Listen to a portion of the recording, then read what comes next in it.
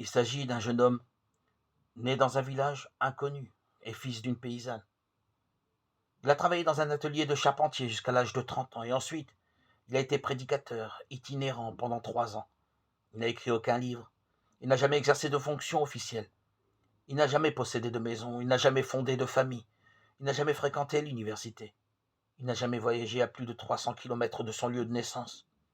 Il n'a jamais fait les choses que font habituellement les grands personnages. Il n'a pas eu d'autre garant que lui-même. Alors qu'il n'était encore qu'un jeune homme, l'opinion publique s'est opposée à lui. Ses amis se sont enfuis. Il a été livré à ses ennemis. Il a subi l'humiliation d'un tribunal. Il a été crucifié entre 2 bandits. Pendant qu'il était en train de mourir, ses bourreaux ont tiré au sort pour se partager son vêtement, son seul bien sur terre. Après sa mort, il a été enseveli dans un tombeau prêté par un ami ayant eu pitié de lui. 19 siècles ont passé et maintenant, il est le personnage clé du genre humain.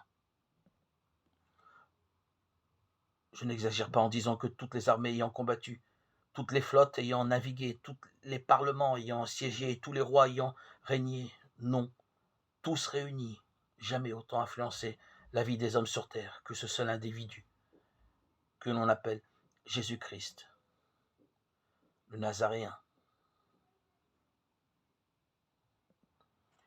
Il a été bien plus qu'un enseignant. Jésus était et est le Seigneur et le Sauveur, la solution aux problèmes existentiels de l'homme. Lui seul est la réponse à nos besoins spirituels, émotionnels et relationnels, car il est venu pour rétablir notre relation à Dieu. Une relation avec Dieu, est-ce possible? À quoi cela ressemble-t-il?